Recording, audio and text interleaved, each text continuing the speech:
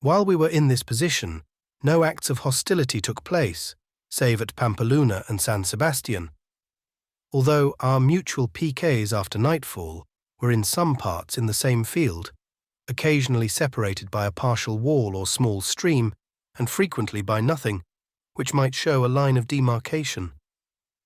Slight or, as they were termed, China walls were the most frequent barriers. In many instances the advanced sentries were almost in contact, yet so well was civilized warfare understood that they never interfered with each other and scarcely ever spoke. The usual words, "all's well," were never cried out. This monotonous roar was superseded by stone chatters. White polished stones, about 2 pounds weight each, were placed on the spot where each sentry was usually posted at night, and he struck them against each other twice in slow time. This was repeated along the chain of sentries. Should any sentry neglect this for more than 5 minutes, the next sentry instantly struck the stones 3 times and quickly. This rapidly passed along the line, and a visit from the piquet immediately followed. By these means, we were sure that a sentry could not sleep nor be negligent on his post for more than 5 minutes at a time. It was rather remarkable that whatever signals our sentries made were immediately repeated by those of the enemy. In visiting these advanced sentries, I sometimes spoke to French officers performing a similar duty, although this, strictly speaking, was not sanctioned. On those occasions, I often got a small flask of French wine. The manner in which this was procured was rather curious. The French officer put down his flask and retired a few paces, when I advanced and emptied it into my wooden canteen. I then replaced the flask, and my friendly foe took it up after I had retired. This may appear strange to the civil reader, and upon reflection so it did to ourselves. Nor could we well explain how it was that 2 officers familiarly conversing within a few yards should entertain such absolute horror of coming within touch, as if it were equal to high treason. But such was the case. It would seem that warfare bore close affinity to the plague. So long as you avoided contact, all was safe. It was prohibited under the heaviest penalty that soldiers should ever exchange a word with the enemy. At this time, the army was very scantily provisioned, and many disgraceful desertions took place to the French who were well supplied. On one of my visits to the sentries, when I had got my flask of wine, the French officer asked me, apparently as a commonplace question, when we intended to attack them, adding, "You need have no hesitation in telling us, for we know you intend it, and we are prepared night and day to receive you." I replied that as to his preparation to receive us, his present generosity gave earnest. But as to the time when the attack should take place, I was totally ignorant.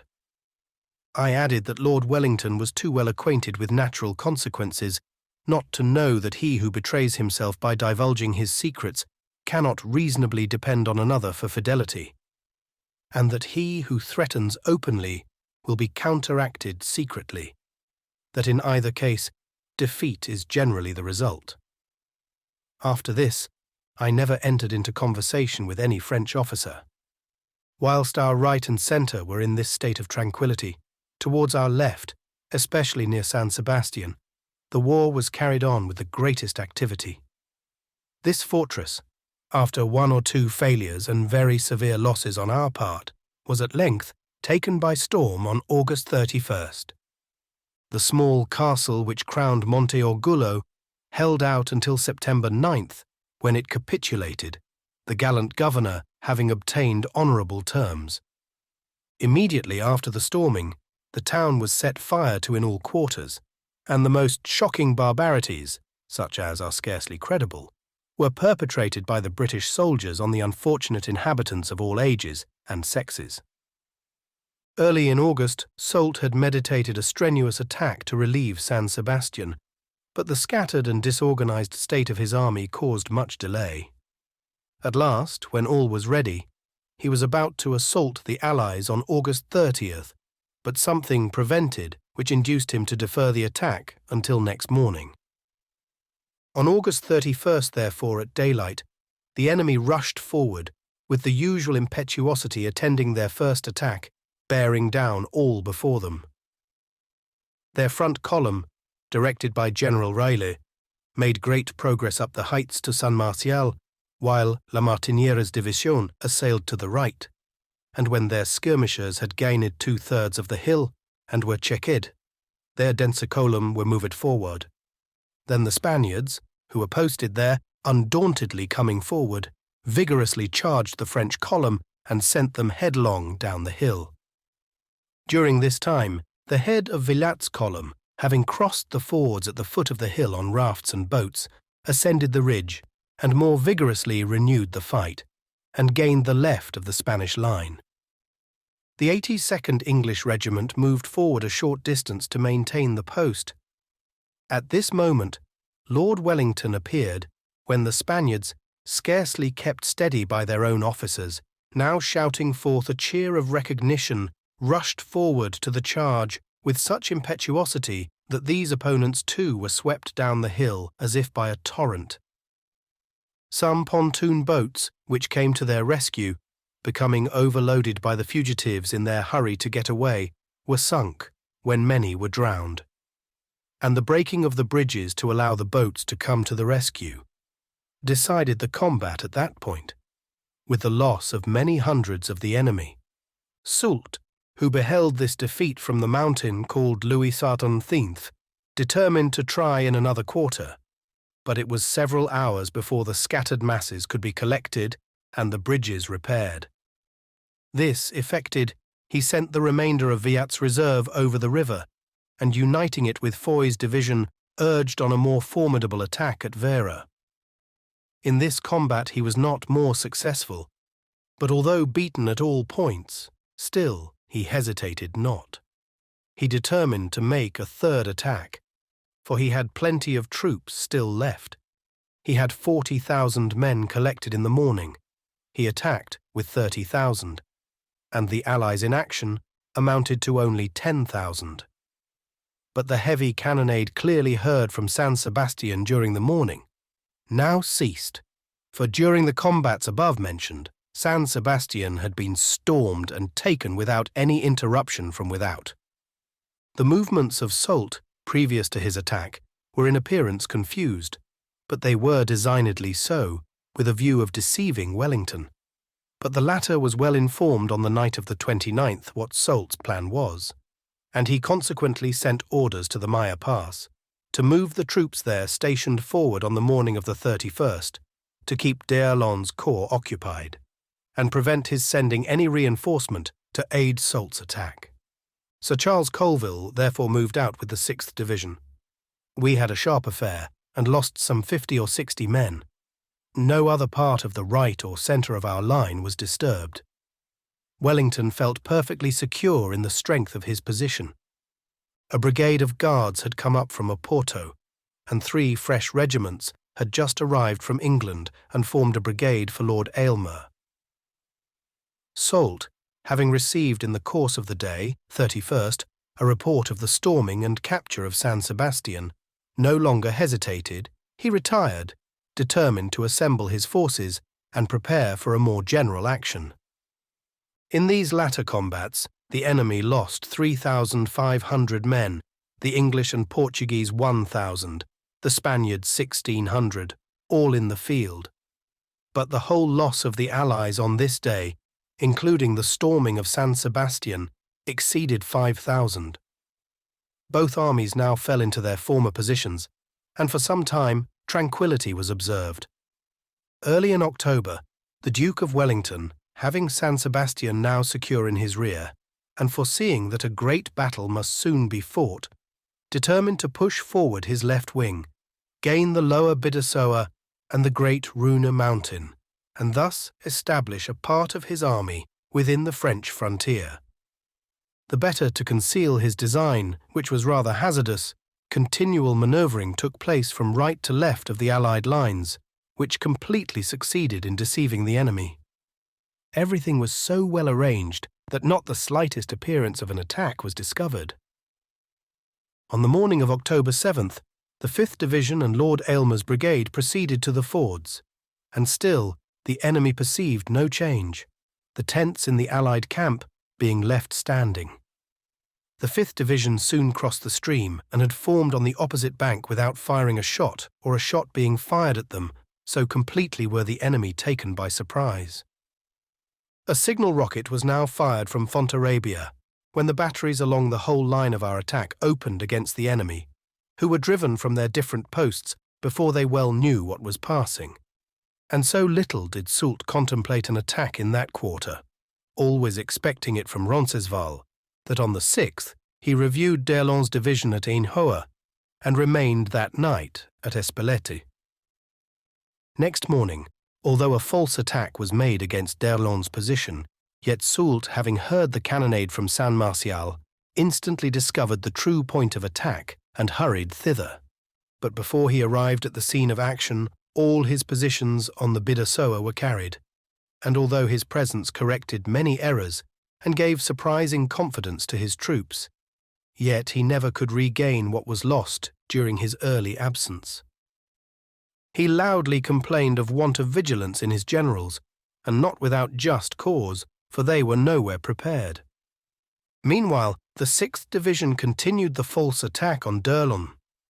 Colonel Douglas, with a Portuguese brigade, was sent further on to the left, and the 36th Regiment were ordered to be in readiness for his support. Colonel Legat, who commanded us, sent me to find Douglas and inform him that the regiment were ready when required.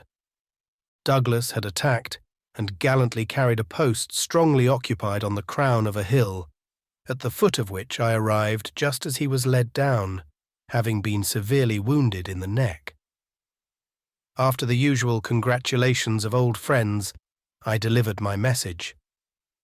He requested me to ride up the hill and see what was going forward, adding that the position was gallantly carried and it would be a pity to lose it. Topping the hill, I found the Portuguese warmly engaged, but the enemy were advancing in force on two sides of the hill. I rode back to Douglas, who was slowly moving to the rear, and he asked me to go as fast as possible and report. There was no time to be lost. Taking the nearest direction towards the regiment, I was compelled to pass in front of a line of the enemy's skirmishers, who had been winding round the hill. They displayed the courtesy of their nation by discharging a general salute. Its only result was a shot through my greatcoat and one in my saddle-bow. Having safely run the gauntlet, and though in great haste, yet resolving to show the polite nation that we yielded as little in courtesy as in arms, I turned round and, taking off my hat, bowed low. The firing ceased, and they gave me a loud cheer. Hurrying forward, I soon joined the regiment, who were already in motion. Pushing on with the light company, to whom I acted as guide, and arriving at the point where I had saluted the skirmishers, we fully expected to be engaged. But to our surprise, the French were retreating, leaving the hill in possession of the Portuguese. It appeared that as soon as our regiment began to descend from the lofty hill upon which they were formed, they were perceived by the enemy, who, taking them no doubt for the head of a strong column, considered it prudent to retire. The regiment, having come up, ascended the hill, where we remained until towards dark, and then retired, leaving the post to the Portuguese. The loss of the Portuguese was rather severe, upwards of 150 men hors de combat. But the spirited attack made by Douglas, the British regiment moved up to his aid, and the false attack of the whole 6th Division completely succeeded in deterring d'Erlon from making any attempt to succour the French right wing, where the true attack was raging and where his support was most necessary. During all these movements and combats, which lasted nearly 3 days, the Allies were invariably successful, and all the objects proposed were fully attained. The fighting was desperate and well maintained on either side. On fording the Bidassoa, Halkett's light Germans drove up all the enemy's advanced parties close to the summit of the Croix des Bouquets. But this being the key of the position, the enemy was strengthening it continually from the first onset, both with guns and troops. so that when the Germans approached, the position had become so strong that Halkett, having lost many men during his ascent, was brought to a stand. At this critical moment, Colonel Cameron with the 9th Regiment, having arrived just as the Germans were checked, put them aside and, making a desperate charge, gained the summit. The enemy's guns had just time to retire through their infantry, who also quickly retreated to a second ridge. The approach to this was narrow, but Cameron, reducing his front, quickly followed. However, the enemy having the start were soon formed, and the approach being winding with sharp turns, they poured a destructive fire, both in front and flank, into the regiment. Yet this did not retard their quick advance for a moment, while the enemy seemed no way moved by the vehement advance of Cameron until the regiment approached within a few yards, when a loud cheer and rapid charge so astonished them that they scarcely knew what they were about until they found themselves borne off the hill. Thus the 9th Regiment gallantly carried the key of the position, but with a heavy loss both in officers and men, the usual result of unswerving bravery. But were I to relate the gallant deeds of all throughout the whole of these operations, it would be necessary to enumerate all the British corps employed. Nor was the bravery displayed by the Spaniards less daring. Courage was never wanting to the Spanish soldiers, but confidence in their chiefs was rare. Through the battles of the Pyrenees, their divisions were intermixed with those of the British, not formed aloof in a separate corps, as at Talavera and Barossa, nor depressed and held back by such paralyzing commanders as Cuesta and La Peña. They now, conjointly with their brave allies, fought forward, and well did they maintain their line.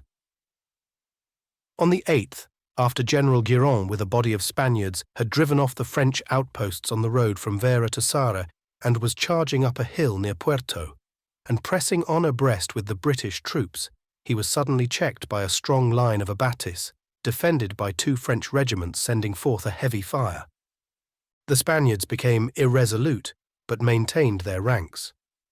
At the moment, Lieutenant Havelock, of the 43rd Regiment, who was on the staff, witnessing the check and unable to curb his excitement, taking off his hat and hollowing to the Spaniards, applied his spurs and dashed over the defence in among the enemy. At this, the whole line of Spaniards broke into cries, "The little fair boy! Forward with the little fair boy!"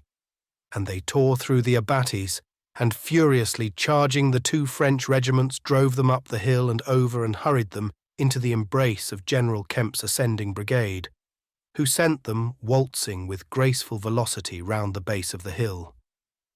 But although gallant example will almost always fix wavering resolve and give impetus and immediate decision to calculating courage, yet it but seldom succeeds in eliciting bravery out of cowardice. The surest criterion by which to judge of the gallantry and steadiness of the Spaniards during those operations is by reference to the casualties they suffered. It is true that a body of men may suffer great loss even in running away, but in the present instance there was no retreating. All was fighting forward, and when men advancing or standing still suffer severe loss, it is a certain proof of bravery and firmness. The loss of the enemy during these last combats was 1,400 men, and that of the Allies, British, Portuguese and Spaniards, 1,600, and of this number 800 were Spaniards. Most persons who have written on the campaigns in the Peninsula represent the Spanish army as ragged, half-famished wretches. Nor did I refrain from such epithets on seeing the miserable troops commanded by the Marquis Romana in the campaign of Sir John Moore. But on reflection, no blame could be attached either to their immediate commanders or to the soldiers for their motley appearance. The scandal and disgrace were the legitimate attributes of the Spanish government. The members of the Cortes and Juntas were entirely occupied in peculation, amassing wealth for themselves and appointing their relatives and dependents to all places of power and emolument, however unworthy and unqualified.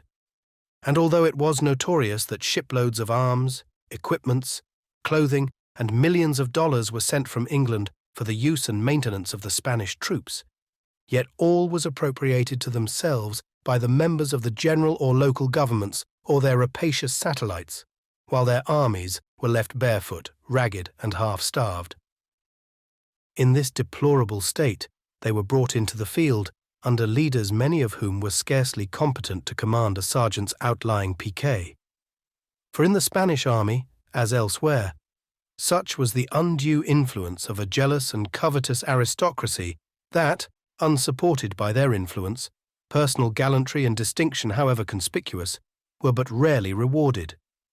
This is a pernicious system, especially with an army in the field, for injustice and neglect powerfully tend to damp and dispirit the ardour even of the most zealous and devoted, and discourage that laudable ambition which is the life-spring in the breast of a true soldier. Again, the armies became tranquil, except at Pampeluna. Shortly before its surrender, it was ascertained that the Governor-General was in the habit of sending dispatches to Soult by a woman. A general order was therefore issued to the covering divisions to have all women coming from the rear and going to the front searched. Soon after this order was received, a woman who passed into the camp of the regiment came howling to the commanding officer, who, not comprehending a word she said, sent for me to interpret. This was attended with some difficulty, the Basque dialect being but imperfectly known, and the woman totally ignorant of any other. However, it appeared that this woman, suspected of carrying dispatches clandestinely, came simply to dispose of a pannier of bread and a small basket of eggs. In passing the quarter guard, she was stopped and searched, during which search all her bread and eggs were taken away by the men of the guard, commanded by a lieutenant of the regiment. Payment was not forthcoming, for the simple reason that the troops, being 6 months in arrear of pay, not a sixpenny piece was to be found amongst the men. On my reporting the affair as it occurred, the colonel ordered the officer to pay for the bread and eggs out of his private finances, at the same time giving him and the whole guard a severe but well-merited reprimand. For besides the plundering of the woman, which might have been attended with serious inconvenience by deterring others from bringing supplies to the camp, the woman came from the front, and this must have been seen by the whole guard. On my paying the woman for her bread and eggs as directed, she loudly demanded remuneration on other accounts, loss of time, torn garments, etc. But strictly confining myself to the colonel's instructions, I declined entering into her others' affairs, at which she appeared much disappointed. There were at that period many females searched with scant ceremony, but whether or not any dispatches of the nature expected were ever seized, I never heard. Soult having failed in every attempt to throw succour into Pampeluna, it surrendered on October 31st, after a gallant defence of a few months, during which many successful sallies were made. The covering divisions being now at liberty, a forward movement was decided upon, but the first days of November were excessively boisterous and rainy. On the 6th and 7th, the earliest period when a movement could take place, the right wing under Sir Rowland Hill were pushed into the valley of Bastan, preparatory to a general attack which was intended for next day. But the heavy rain which fell on the evening of the 7th and next day rendered the roads again impassable, and so the Battle of the Nivelle was delayed for 2 days. On the evening of the 9th, the 6th Division descended through the pass of Maya, which we had guarded with such anxious care for upwards of 3 months, and marching the whole of that night we found ourselves on the memorable morning of November 10th, close in front of the enemy's position, which they had been incessantly strengthening during the whole of that period. It was still dark, and here we halted in columns, awaiting the progress of our left and left centre, who were pushed forward before daybreak. At length, the auspicious dawn appeared, cheering and renovating after a harassing night march over deep and slobbery roads. Although, in our present position, we appeared to be well sheltered by forest trees, yet as soon as the misty haze of dawn was dispelled by clearer light, our columns were discovered by the enemy's redoubts, which frowningly looked down from the heights above. After a short cannonade, which they immediately opened, their range became so accurate that their shells were falling amongst us rather quickly, causing many casualties. I saw one shell drop in the midst of a Portuguese regiment in close column immediately in our rear. It blew up 12 men, who became so scorched and blackened that on their fall they resembled a group of mutilated chimney-sweeps. The 36th Regiment lost several men by the bursting of shells. Sir H. Clinton, who commanded the division, perceived that although the huge trunks of the trees amid which we were formed might stop a solid round shot propelled horizontally, yet their open branches afforded no protection against shells descending from a height above us. Considering therefore the place no longer tenable, he marched us out of the wood and drew up in line on its skirts in full view of the enemy's redoubts, judging that even this open exposure would not be attended with so severe a loss as continuing to be shelled in column. We now had a full view of the splendid scenery in front and the active warfare on our left, and I had an opportunity of witnessing a good deal of what was passing. A long, narrow strip of ground, flanked with a wall on either side, not far from us, separated the combatants on our left. The British troops frequently advanced and were driven back. So did the enemy, and so they fared. Often did French officers advance into the field bearing their standards to animate their followers, but they instantly fell and were as instantly replaced. At last, the British troops, disdaining the protection of the wall, rushed in a body into the field and carried it. I can see plainly before me now Colonel Lloyd, who commanded the 94th Regiment, mounted on a large jet-black charger, waving his hat to cheer on his men, and riding up to the bayonets of the enemy, close behind their wall. I saw him fall. His men were up at the instant and dearly avenged their commander's death. I felt double regret at his fate, having had the pleasure of being intimately acquainted with him when he was in the 43rd Regiment. The order at length arrived about 10 o'clock for the 6th Division to advance. Wrought up to the greatest excitement from being so many hours without moving, exposed to a fire of shot and shell and musketry from the breastworks of enemies partly concealed, and seeing the battle advancing upwards on our left, we now eagerly rushed forward. Proceeding rapidly, we soon waded the Nivelle immersed above our middle, the men carrying their pouches above their heads, and immediately drove back all the enemy's piquets and outposts on both banks of the river without deigning to fire a shot. Some few we bayoneted who were too obstinate to get out of our way in time. Thus far advanced, the glorious scene became more developed. High up the mountains, the blaze from their forts and redoubts was broad and glaring, while the mountain sides presented a brilliant surface of sparkling vivid fire. Never ceasing, but always ascending, as our gallant troops rushed forward, and nearly 200 pieces of artillery, angrily roaring forth mutual response, echoed from mountain to mountain, rendering the whole scene truly magnificent. Having crossed the Nivelle, we rapidly advanced towards the forts and redoubts above Einhohe, destined to be carried by the 6th Division. The hill, which we, the 36th Regiment, faced, was the steepest I ever climbed. The ground over which we had to pass had been intersected for months with incessant labour and French resource. Every 5 yards exposed us to a new crossfire and deep cuts, which furnished graves for many a gallant British soldier.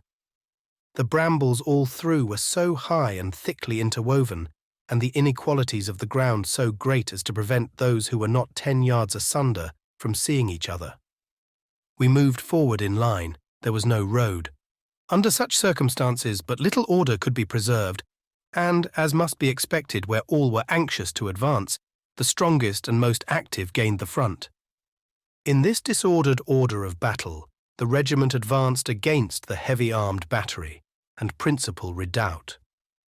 This was the goal which we kept in view, the prize, to obtain which the regiment unswervingly and rapidly ascended the mountain, from whose summit it thundered destruction all around. Between us and the base of this battery, to which we at length drew near, a small and rather clear space intervened. I shot forward alone with all the velocity I could command after so rapid an ascent, and arriving immediately under the fort, I perceived the enemy regularly drawn up behind trees cut down to the height of about 5 feet, the branches pointing forward, forming an abattis. I immediately turned about, and after receiving an appropriate salute, retraced my steps with redoubled speed. I seized the king's colour carried by Ensign Montgomery, which I immediately halted, and called for the regimental colour ensign Macpherson, who answered, "Here am I." Having halted both colours in front of the foremost men, I prevented any from going forward. By these means we shortly presented a tolerably good front, and gave the men a few moments' breathing time. The whole operation did not take above 10 minutes, but the men coming up every instant, each minute strengthened the front. At this exciting moment my gallant comrades, Lieutenants Vincent and Lestrange, who stood by my side, remarked that if I did not allow the regiment to advance, the 61st Regiment would arrive at the redoubt as soon as we should. I immediately placed my cap on the point of my sword, and passing to the front of the colours gave the word, "Quick march! Charge!" We all rushed forward, excited by the old British cheer. But my personal advance was momentary. Being struck by a shot which shattered both bones of my left leg, I came down. Vincent instantly asked what was the matter. I told him that my leg was broken, and that was all. I asked him to put the limb into a straight position and to place me against a tree which stood close by. In this position, I asked for my cap and sword, which had been struck from my hand in the fall, and then I cheered on the regiment as they gallantly charged into the redoubt. The fort being carried, the regiment pursued the enemy down the opposite side of the hill, whilst I remained behind idly to look around me. The scene was beautifully romantic and heroically sublime. Groups of cavalry were seen judiciously, although apparently without regularity, dotted along the sides of every hill, watching an opportunity of falling on the discomfited foe. Our troops gallantly bore on over an unbroken series of entrenchments, thickly crowded with bayonets and kept lively by incessant fire.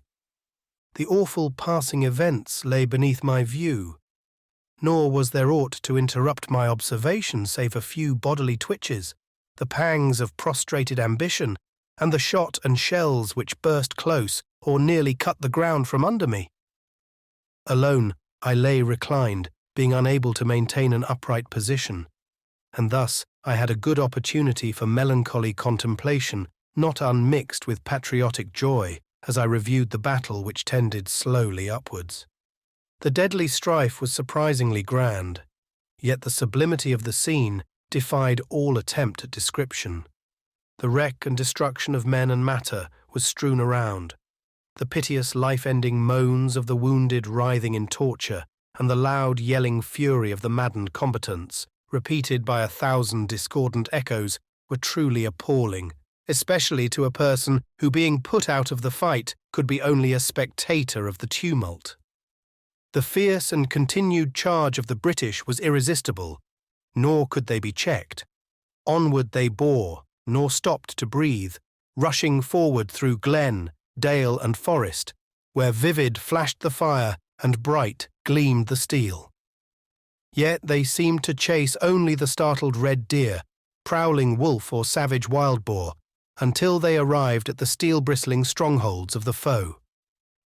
Now they occupied the same level upon which I lay.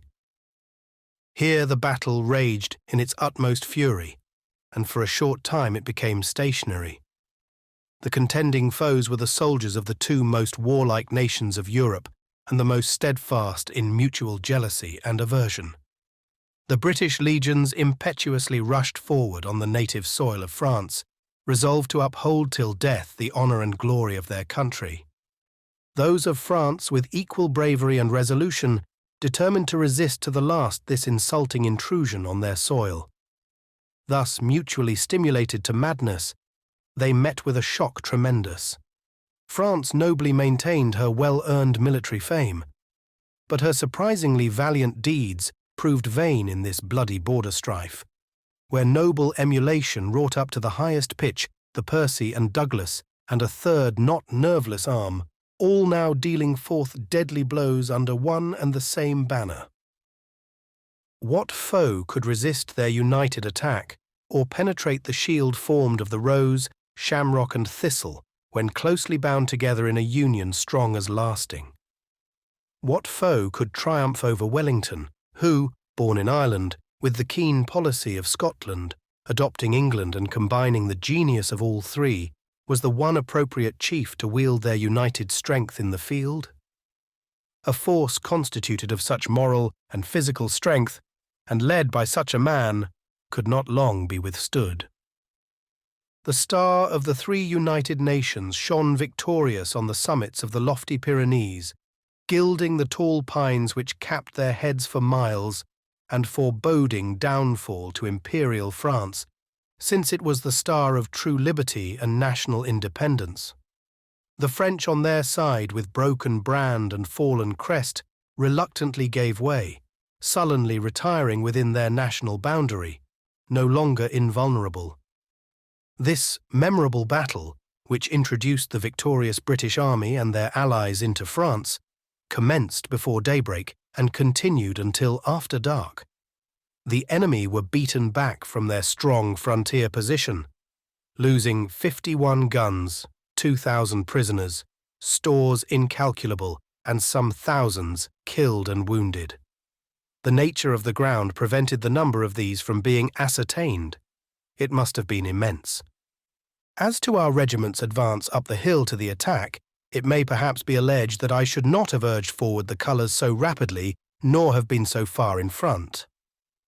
Our advance, considering the steepness of the hill, was certainly rather rapid, but had we not thus rapidly advanced, as in a continued charge through breastworks, we should have lost double the number of men, and it certainly would not have fallen to the proud lot of our regiment alone to have stormed and carried the enemy's great redoubt. And this we did, as may be gathered from the remark made by Vincent and Lestrange about the 61st Regiment. But it is of little consequence whether I kept up with the colours or the colours came on at my pace. Anyway, it affords proud consolation to reflect that it was in front of them I fell. Immediately before entering the redoubt, Montgomery, who carried the king's colour, furled the sheet round the staff, which he used as a lance, and thus armed gallantly charged in amongst the foremost bayonets. Being a powerful and athletic person, afterwards Lieutenant of Grenadier, he made good use of his silk-bound weapon, and never did blood-stained royal banner bear more honourable testimony of personal prowess in war. I know not what became of the staff. It should ever be kept with the regiment and accompany it into action. Besides common promotion arising from casualties, one captain of the regiment got the brevet rank of major. He was not in the action, but I, who was serving voluntarily and had a leg shattered while charging at the head of the regiment, was neglected. Being subsequently asked if I did not get the brevet step for my voluntary services and wound, I answered no, but that I got a permanent step, and that was a lame one. From the Duke of Wellington's dispatch relative to the Battle of the Nivelle, the following extract is copied. While these operations were going on in the centre, I had the pleasure of seeing the 6th Division, under Lieutenant General Sir Henry Clinton, after having crossed the Nivelle and having driven in the enemy's piquets on both banks, and having covered the passage of the Portuguese Division under Lieutenant General Sir John Hamilton on its right, make a most handsome attack upon the right of the Nivelle, carrying all the entrenchments and the redoubt on that flank. In justice to the regiment, I beg to remark that if the attack of the division was most handsome, that of the 36th Regiment must have been most beautiful, for it was this regiment which managed to take the lead and single-handed carried the redoubt. Immediately after the redoubt was taken, under which I fell, another fort on our right, not yet attacked, turned some of its guns against the one just captured, and their shot and shell ploughing the ground all around me nearly suffocated me with dust and rubbish. Those who were not very severely wounded scrambled their way down the hill, but I might as well have attempted to carry a millstone as to drag my shattered leg after me. I therefore remained among the dead and dying, who were not few. My situation was not enviable. After some hours, Assistant Surgeon Simpson of the regiment appeared. I then got what is termed a field dressing, but unfortunately there were no leg splints, and so arm splints were substituted. Through this makeshift, I suffered most severely during my descent. Some of the band coming up, I was put into a blanket and carried down the hill, but as we proceeded down this almost perpendicular descent, the blanket contracted from my weight in the middle, and then, owing to the want of the proper long splints, the foot drooped beyond the blanket's edge. It is almost impossible to imagine the torture which I suffered. Having gained the base of the hill towards dark, a cottage was fortunately discovered, and into this I was carried. Up to the noon of this day I congratulated myself on my good fortune in having served in the first and last battle fought in Spain, and proudly contemplated marching victoriously through France. I recalled, too, with pleasure and as if it were a propitious omen, that on this day 5 years ago I first trod Spanish ground. On November 16, 1808, we marched into Fuentes de Oñoro, under the command of Sir John Moore. Then I was strong, hale, and joyous, with the glorious prospects of war favourably presented to view. But the afternoon of this, the 5th anniversary, proved a sad reverse.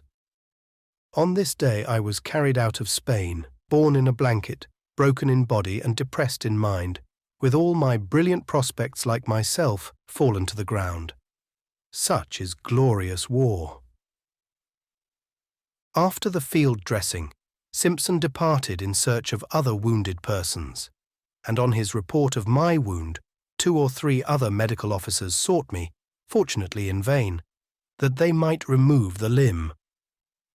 On the 4th day, I was conveyed to a place where a hospital was established, but the inflammation of the leg was then so great, it was as big as my body, that no amputation could be attempted. A dressing took place which was long and painful, for I had bled so profusely, while in the cottage, that a cement hard as iron was formed round the limb, and before my removal it was absolutely necessary to cut me out of the bed on which I lay. After a considerable time passed in steeping with tepid water, the piece of mattress and sheet which I carried away from the cottage were removed, and now began the more painful operation of setting the leg. Staff Surgeon Matthews and Assistant Surgeon Graham, 31st Regiment, were the operators. Graham seized me by the knee and Matthews by the foot. They proposed that 4 soldiers should hold me during the operation. To this I objected, saying with a kind of boast that I was always master of my nerves. They now twisted and turned and extended my leg, aiming along it like a spirit level. The torture was dreadful, but though I ground my teeth and the big drops of burning perspiration rapidly chased each other, still I remained firm and stifled every rising groan. After all was concluded, I politely thanked Matthews, carelessly remarking that it was quite a pleasure to get wounded to be so comfortably dressed. This was mock heroism, for at the moment I trembled as if just taken from the rack. However, it had a strange effect upon Matthews, who told Lavans that he feared I was somewhat deranged from the great loss of blood and agonizing pain which I suffered. Lavans, assistant surgeon of the 28th Regiment, and an old messmate, only laughed and offered to be responsible for the soundness of my intellect if no other cause than bodily pain interfered. Some time afterwards, Matthews told him that the inflammation had much subsided, and he thought that amputation might safely be performed. Yet I appeared so strong, doing so well and in such good spirits, he felt some little inclination to give the limb a chance, if he could believe that my good spirits would continue. Lavans, whom I saw every day, replied that he need not dread low spirits on my part under any circumstance, and as to the difference between the loss of life and that of a limb, he felt convinced it would be no great matter to me. If therefore he thought the preservation of the limb depended on corporeal or mental constitution, he recommended the trial. Matthews told all this to me, when I willingly concurred in the attempt to save the leg. It had served me well during many a long and weary march, in many a lively skirmish and some hard-fought battles, particularly whilst in the 28th Light Company. I therefore felt extremely unwilling to part with it. One feels regret at losing even a favourite walking stick. What then must the feeling be at losing a faithful leg? The trial was decided on, but in justice to Dr. Matthews, I feel called upon to declare that he most fully pointed out the imminent danger attending the experiment. Thus far I have entered into detail in consequence of a remark made to the General Medical Board, Drs. Weir, Franklin and Carr, who said, when I appeared before them in London, that the medical officer who saved my leg was in no way borne out in making the attempt, for there were 99 chances to 1 against my life. It is true that the wound was as severe as could possibly be inflicted. The tibia and fibula were both shattered, and the orifice made seemed the entrance to a quarry of bones, 35 pieces of which exfoliated and kept the wound open for several years.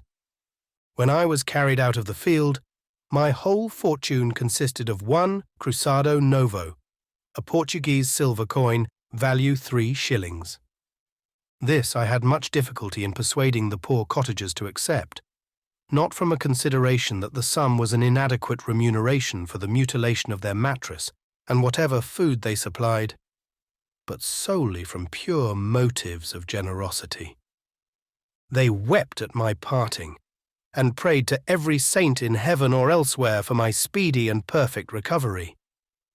On my arrival, therefore, in hospital, I possessed not a single farthing, and in my situation other nourishment was required than that of a ration pound of bread and beef. My host, Don Martin de Chipari, continually sat by my bedside. Looking upon him as a generous and liberal person, I, after a few evenings, candidly confessed my pecuniary embarrassments, requesting him to lend me a few dollars and offering him my gold watch until I should receive a remittance from the paymaster. He replied, "Do you take me for a Jew? I never lend less than 100 guineas. These you may have when you please." This I considered a bombastical evasion and declined his offer.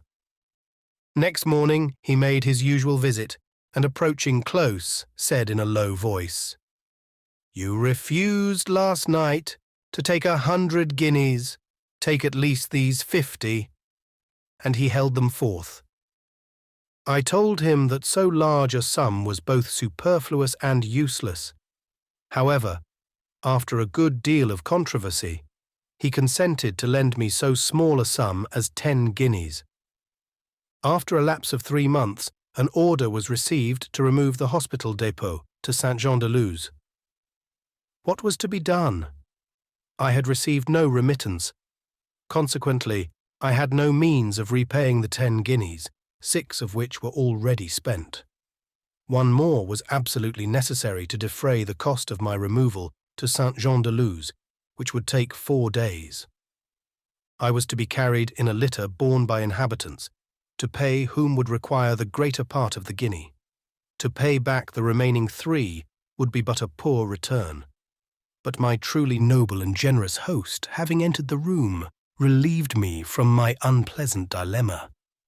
After expressing his deep regret at my departure, he thus addressed me: "Being aware that you have had no remittance from the army, and knowing from the hospitable and generous manner in which you have entertained the many officers who continually came to see you, in which hospitality I nightly participated with pleasure, that you must want money, I put these 4 farthings in my pocket for you," presenting 4 Spanish doubloons.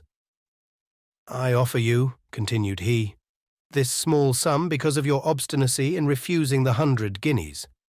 But if you will accept that sum and another 100 in addition, you would please me much more.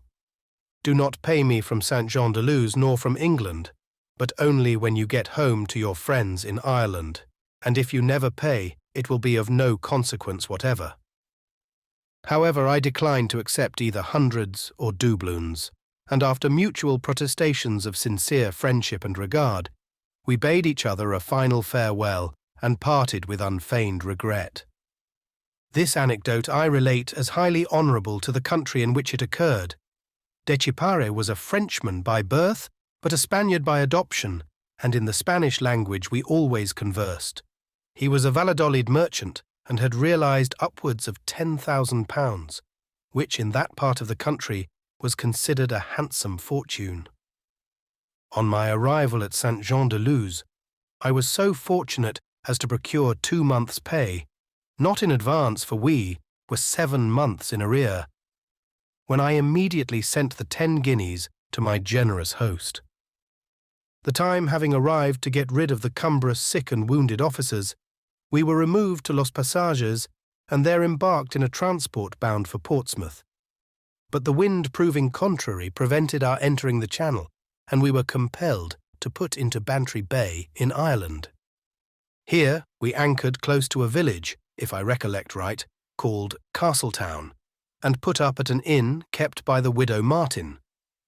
The wind continuing very boisterous and contrary, we resolved to travel overland through Ireland. Inquiring for a post-chaise, we were informed that there was a post-chaise, but that some miles of the road were as yet unfinished, and consequently not carriageable. Upon this we dropped down to the village bearing the name of the bay. Here, having learned that the road was perfectly good, we landed our baggage and went ashore, but now, to our great dismay, we found that this village had no post-chaise. In this dilemma we decided to place our baggage on pack-saddles and to travel as in Spain. The operation of packing had commenced when, looking into the courtyard, I discovered a hearse. Upon inquiry, the waiter said, "Please, Your Honour, it is an old lady who died here lately, and her friends thought they would bury her proudly. So they sent to Cork for the hearse, and it is going back today to Bandon." I sent for the driver and immediately concluded a bargain. He engaged to carry us to Bandon in the hearse, and thence we were to have 2 post-chaises to take us to Cork for a sum agreed upon. The pack-saddling was relinquished, and the whole party, consisting of Captain Taylor, 28th, with a broken thigh, Captain Girlston, 31st, a broken arm, Captains Bryan and Cone, 39th, sick leaves, and Captain Blakeney, 36th, a broken leg, entered the hearse. Our first stage was Dunman Way, where we made a tremendous meal. The innkeeper complimented us by saying that he never saw travellers in a hearse make so hearty a breakfast. Our appearance must have been extraordinary, for as we moved along in the carriage of death, but not with its usual pace, the country folk, abandoning their legitimate avocations, ran after us for miles. On our arrival at Bandon, thousands of the inhabitants followed and impeded our way. I recollect that a regiment of militia quartered there ran like others to see the novel show, when hundreds of the runabout crowd cried out to them, "Get ye out of the way! What have ye to do with the honours of war? Look there!" And they pointed to our crutches, which stuck out from the open hearse in all directions, like escutcheons emblazoning the vehicle of death. At length we got safe to our inn, attended as numerously as if the hero of the Peninsula himself had been present. Here I called upon a lady who lived close to our inn, a Mrs. Clark. She had 2 sons in the army, with both of whom I was intimately acquainted, particularly the eldest. He was a brother officer of mine in the 28th Regiment, and was afterwards removed to the 5th Regiment, in which he lost a leg. To him we are indebted for that valuable publication, the United Service Journal. The other I knew in the 77th Regiment. He also had been severely wounded in the leg, so that the lady had seen both her sons on crutches. When she saw the rough crutches which I carried, or rather which carried me, she offered me a pair more highly finished, belonging to one of her sons. But since mine were made of the halberts of 2 sergeants who lost their lives charging into the redoubt under which I fell, I declined the lady's very polite offer.